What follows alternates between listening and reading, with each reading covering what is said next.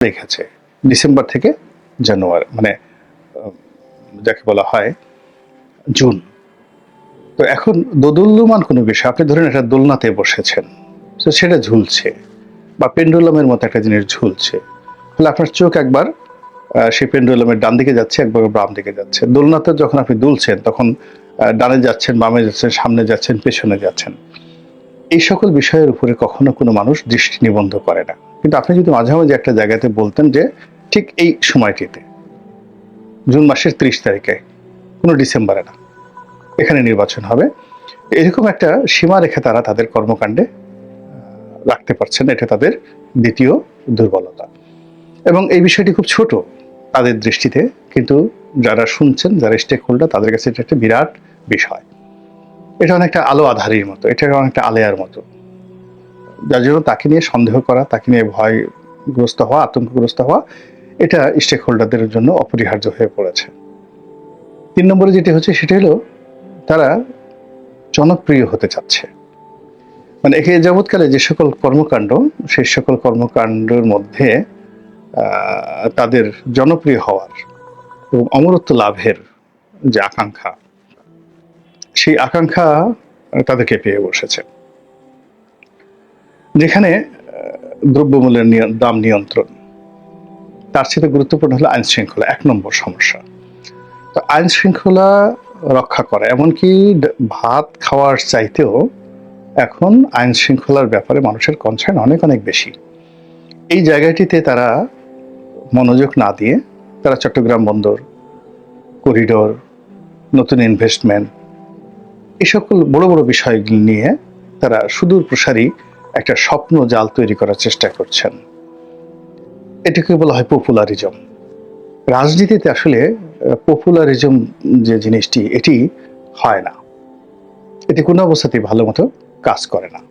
তো তারা এই যে পপুলারিজম করার চেষ্টা করছেন, এটি তাদের ৩ নম্বর দুর্বলতা। ৪ নম্বর দুর্বলতা হলো যে তারা একটা ব্র্যাকেটের মধ্যে চলে গেছেন। সেটা এনসিপির মাধ্যমে, সেটি তাদের উপদেষ্টা মণ্ডলীতে যাদেরকে তারা অন্তর্ভুক্ত করেছেন, সেই অন্তর্ভুক্ত করার কারণে তাদেরকে যে কোনো মানুষ ব্র্যাকেট বন্দি করে ফেলতে পারছে। তাদেরকে গ্রামীণ ব্যাংকের সরকার, তাদেরকে এনজিও মার্কার সরকার, তাদেরকে চট্টগ্রাম কেন্দ্রিক সরকার, তাদেরকে আমেরিকা ব্যাক সরকার, ইউরোপ ব্যাক সরকার, তারপরে তাদেরকে ছাত্র জনতার সরকার, এরকম বিভিন্ন ব্র্যাকেটে তাদেরকে ব্র্যাকেট বন্দি করে দেওয়া হয়েছে। এবং এই যে ব্র্যাকেট বন্দি, সেই ব্র্যাকেট বন্দি হওয়ার ক্ষেত্রে তারা সেখান থেকে বের হওয়ার জন্য বা সার্বজনীন হওয়ার জন্য তারা সেই চেষ্টা করেননি। ৫ নম্বরে যদি আপনি তাদের যে ব্যর্থতার কথা চিন্তা করেন, সেই ব্যর্থতা হলো যে তারা এখনো পর্যন্ত আমাদের মানুষের মৌলিক যে আকাঙ্ক্ষা, রাজনৈতিক আকাঙ্ক্ষা, এটা অনুধাবন করতে পারেননি। নো ওয়ান, আসলে মানুষ কি চাচ্ছে, তারা মনে করছেন যে তাদের কি চাচ্ছে, নির্বাচন চাচ্ছে না, অন্তর্বর্তীকালীন সরকারকে ভালোবাসছে। তো মানুষের যে রাজনৈতিক আশা এবং আকাঙ্ক্ষা, এই আশা আকাঙ্ক্ষার জায়গাটা তারা আসলে রিড করতে এখন পর্যন্ত পারেননি। বিস্তর ফারাক।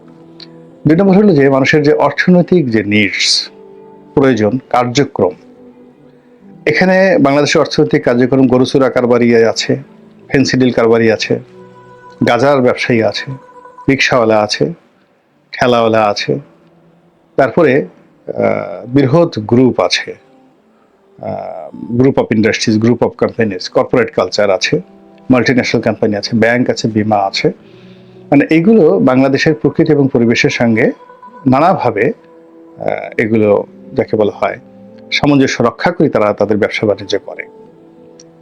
গরু যে চুরি করে, সে তার একটা ভাগের অংশ নেতাকে দেয়, গরু চোরদের নেতাকে দেয়। গরু চোরের নেতা আবার সেটার অংশ রাজনৈতিক নেতাকে দেয়। রাজনৈতিক নেতা পাশাপাশি আবার গরু চোর থানা, পুলিশ প্রশাসন তাদেরকেও দেয়। এইভাবে পকেট চোরদের একটা সিন্ডিকেট আছে, ছিনতাইকারীদের সিন্ডিকেট আছে, ভিক্ষুকদের সিন্ডিকেট আছে, এবং এরা সে পুরো অর্থনীতিকে একটা যাকে বলা একটা বৃত্তের মধ্যে ঘুরোচ্ছে, এবং এভাবেই ঘুরছে। এটাই ইকোনমি। এখানে একেবারে সবকিছু যে আপনি দেবতার মতো হবেন তা নয়।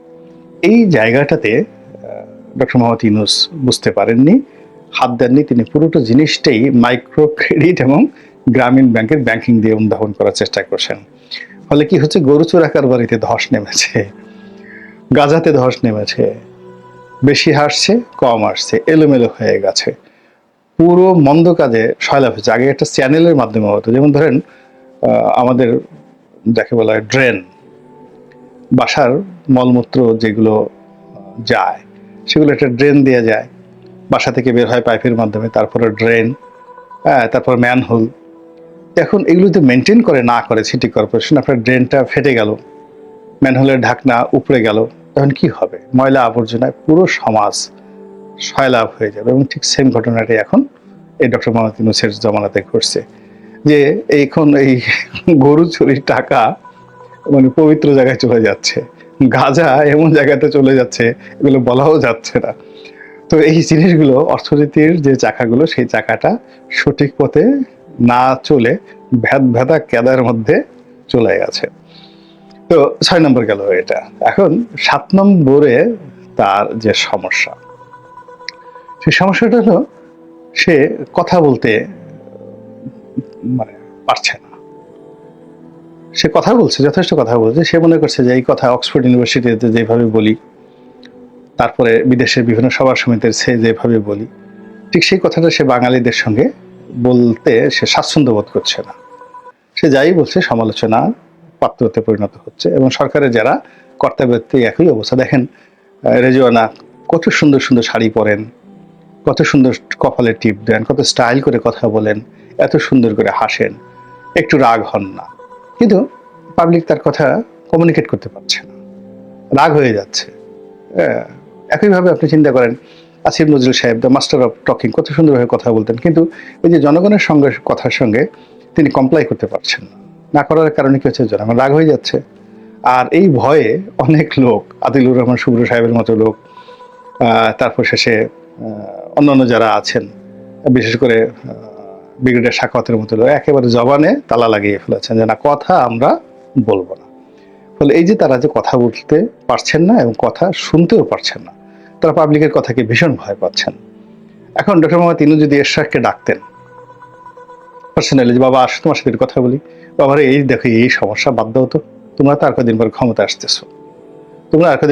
আসতেছো, বাবা তোমার যখন যা দরকার আসো আমার কাছে বলো, আমি দোয়া করি তুমি অনেক বড় হও। তুমি আমার কাছে এই খণ্ডিত চাচ্ছ কেন? তোমার বাবা অখণ্ডিত সিটি কর্পোরেশনের মেয়র ছিলেন, তো অখণ্ডিত সিটি কর্পোরেশনের মেয়র ছিলেন, পুরো ঢাকা শহরের মেয়র, আর তুমি দক্ষিণ সিটির মেয়র হওয়ার জন্য লাফাচ্ছ। তুমি আমার কাছে দাবি করবো যে আপনি তাড়াতাড়ি এই দুই ঢাকাকে শেখ হাসিনা আলাদা করে দিয়েছেন, আপনি এক করে দেন, এটা তোমার জন্য লাভজনক। এবং তোমার প্রতিদ্বন্দ্বী এই ঢাকা শহরে, তখন দুই ঢাকার উত্তর এবং দক্ষিণ যদি এক হয়ে যায়, ইলেকশন হয়, এই বিএনপি যদি ক্ষমতায় আসে, তাহলে তোমাকে ছাড়া কি মনোনয়ন দেবে কাকে? এখানে তো বিকল্প নাই, তুমি এটা লাভবান হওয়া। তো তুমি সেই মানে অখণ্ড ঢাকার মেয়র না হয়ে তুমি খণ্ডিত ঢাকার মেয়র হওয়ার জন্য তুমি ঘোরাফেরা করছো। এই কথাটুকু যদি উনি খালি বলতেন ডেকে এনে, আমার বিশ্বাস যে এরশাদ একটা ট্রু শব্দ করতো। জাস্ট একটা উদাহরণ দিলাম, এরকম অনেক কিছু। তিনি মুভ করে বিভিন্ন জায়গাতে যাচ্ছেন, বিভিন্ন মানুষের সাথে কথাবার্তা বলছেন। তো তিনি এই যে মানুষের সাথে কথা বলতে ভয় পাচ্ছেন, এটাই হলো তার 7 নম্বর ব্যর্থতার দলিল। এখন তাকে যেতে হবে, যদি একটু মনে যেতে হবে। কিভাবে তিনি যাবেন? 7টি দরজা তার আছে। 1 নম্বর দরজা হলো শান্তিপূর্ণ একটা দরজা, একেবারে জান্নাতি দরজা। তিনি সুন্দর একটা নির্বাচন করবেন, তারপর শেষে ক্ষমতা হস্তান্তর করবেন, ফুলের মালা নিয়ে হাসতে হাসতে চলে যাবেন।